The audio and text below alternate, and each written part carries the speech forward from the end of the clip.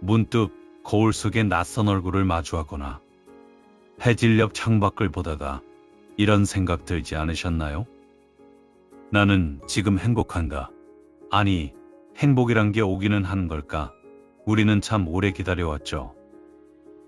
은퇴 후 시간의 자유를 누리면, 아이들 시집장가 보내고 나면, 그때는 행복이 마치 선물처럼 내게 올 것 같지만, 행복은 기다린다고 오는 택배가 아닙니다.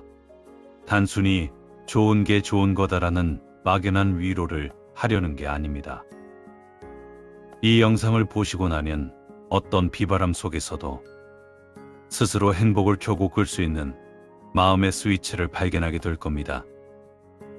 중년이라는 무거운 계절을 가장 찬란하게 보낼 수 있는 5가지 비밀을 지금부터 하나씩 풀어보겠습니다. 그 첫 번째 비밀은 우리의 마음이 곧 삶을 만든다는 다산 정약용 선생의 가르침에서 시작됩니다. 중년이 되면 내 의지보다 상황에 끌려가는 일이 참 많죠. 직장에서의 책임, 가정에서의 역할, 내 선택은 어디로 사라진 것 같고 그저 하루하루를 견디는 것이 일상이 되어버립니다. 이런 우리에게 조선의 선비 다산 정약용 선생은 옥민심서에서 이렇게 일갈합니다. 사람이 어떤 상태에서든지 그 사람의 마음이 바로 그 사람의 삶을 만든다. 선생은 유배지라는 척박한 환경 속에서도 500권의 저서를 남겼습니다. 외부의 환경이 자신을 가두었을 때 그는 오히려 자신의 내면을 확장하는 선택을 한 것이죠. 행복은 상태가 아니라 해석입니다. 우리가 처한 상황이 우리를 불행하게 만드는 게 아니라 그 상황을 바라보는 우리의 마음이 불행을 선택하는 것이라는 뜻이죠. 지금 여러분의 마음은 어디를 향하고 있나요?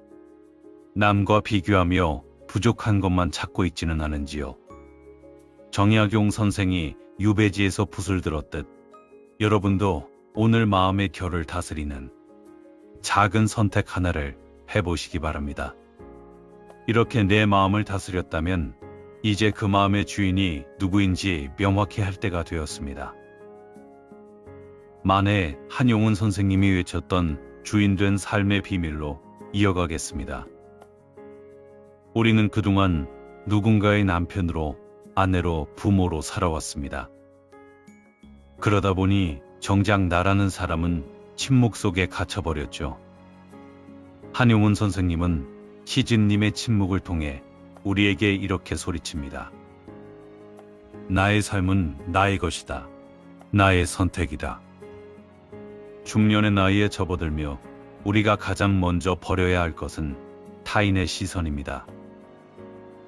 우리는 남의 기대를 충족시키기 위해 너무 많은 에너지를 써왔잖아요. 하지만 행복은 내가 내 삶의 핸들을 꽉 잡고 있을 때만 느껴지는 감각입니다. 내 삶은 나의 것이다. 이 당연한 문장이 왜 이토록 가슴을 울릴까요? 그것은 우리가 그만큼 나 자신을 소홀히 대했다는 증거이기도 합니다. 이제는 타인이 정해준 행복의 기준이 아니라 내가 진짜 가고 싶은 방향으로 키를 돌려야 합니다. 그 용기가 바로 중년의 행복을 만드는 첫걸음입니다. 자, 그런데 이 거창한 결심을 매일 지속하게 하는 힘은 어디서 올까요? 성웅 이순신 장군의 일기장 속에 그 답이 숨겨져 있습니다. 이순신 장군 하면 우리는 거대한 승리만을 떠올립니다. 하지만 난중일기를 들여다보면 그곳엔 고뇌하는 인간의 평범한 일상이 가득합니다. 장군은 전쟁의 포화 속에서도 매일 이렇게 다짐했습니다. 오늘도 할 수 있는 일만 하라. 그 일이 끝나면 또 그 일을 하라. 작은 것에서 큰 것을 이루는 것이 바로 행복이다. 우리는 흔히 행복이 어떠한 큰 사건으로 올 거라 착각합니다. 하지만 장군은 행복을 과정에서 찾았습니다. 오늘 내가 할 수 있는 작은 일을 완수하는 것.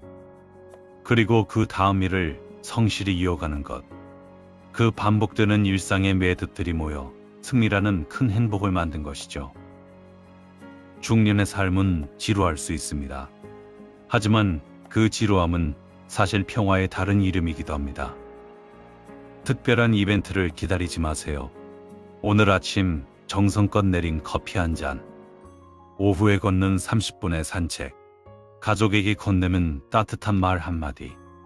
이 작은 성취들이 모여 당신의 인생을 견고한 행복의 요새로 만들어줄 겁니다. 작은 행복을 쌓아가는 과정이 곧 나를 사랑하는 길입니다. 이제 인생의 후반전을 걷고 있는 우리 자신에게 조금은 진지한 질문을 던져볼까 합니다. 백범김구 선생님의 말씀입니다. 백범김구 선생님은 백범일지에서 삶의 마지막 지향점을 이렇게 고백하셨죠. 내가 이 세상을 떠날 때의 내 삶이 그 누구에게도 부끄럽지 않기를 바란다. 중년이 되면 우리는 과거를 돌아보는 시간이 많아집니다. 후회와 아쉬움이 밀려오기도 하죠. 하지만 김구 선생님이 말씀하신 부끄럽지 않은 삶은 완벽한 삶을 의미하는 게 아닙니다. 자신의 가치를 지키기 위해 치열하게 고민했던 그 태도에 대한 자부심입니다. 여러분은 여러분의 삶에 자부심을 느끼고 계신가요? 남들이 알아주는 명예가 아니어도 좋습니다. 내가 나를 봤을 때 참 애썼다, 정직하게 살았다라고 말할 수 있다면 그것만으로도 당신은 이미 최고의 행복을 소유한 사람입니다. 자기 삶에 대한 긍지, 그것이 중년의 자존감을 지탱하는 마지막 보루가 되어줄 겁니다. 이렇게 자신에 대한 긍지가 생겼다면 이제 우리에게 남은 가장 소중한 자산인 시간에 대해 생각해 보려 합니다. 마지막으로 고 신영복 선생님의 지혜를 통해 우리의 행복을 완성해 보려 합니다. 감옥이라는 극한의 공간에서도 선생은 삶의 찬란함을 발견했습니다. 우리는 늘 시간을 아끼며 살아야 한다. 시간을 허비하지 않으면 진정한 삶을 살 수 있다. 중년이 되면 시간이 참 빠르다는 걸 뼈저리게 느끼게 되죠. 하지만 여기서 시간을 아낀다는 건 1분 1초를 쪼개서 바쁘게 살라는 뜻이 아닙니다. 매 순간을 의미로 채우라는 말씀이죠. 시간은 우리가 가진 유일한 자본입니다. 그 시간을 불안과 걱정에 쏟아붓지 마세요. 대신 지금 이 순간 내가 살아있음을 느끼는 데 사용하세요. 신영복 선생님이 담벼락의 햇살 한 줌에서 행복을 발견했듯 우리도 우리에게 주어진 시간을 진짜 삶을 사는 데 써야 합니다. 여러분이 지금 보내고 있는 1분이 나중에 여러분의 인생을 설명하는 가장 아름다운 문장이 될 수 있도록 말이죠. 당신의 행복은 당신의 손끝에 있습니다. 오늘 우리는 행복은 내가 만드는 것이란 사실을 다시 되새겨봅니다. 정약용의 마음 다스림으로 밭을 갈고 한용운의 주체성으로 씨를 뿌리며 이순신의 성실함으로 물을 주는 과정입니다. 김구의 자부심으로 열매를 맺고 신영복의 소중한 시간으로 그 열매를 음미하는 것이죠. 중년이라는 시간은 결코 저무는 시간이 아닙니다. 오히려 인생의 가장 깊은 맛을 낼 수 있는 완숙한 시기입니다. 오늘 밤 잠들기 전 스스로에게 이 한마디만 꼭 해주세요.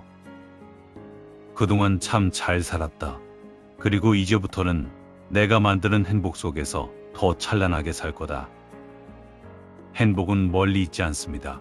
바로 당신의 선택 속에, 당신의 손끝에, 그리고 지금 이 순간 당신의 마음 안에 이미 살고 있습니다. 저는 여러분들이 나중이 아닌 지금 행복하시길 바라봅니다.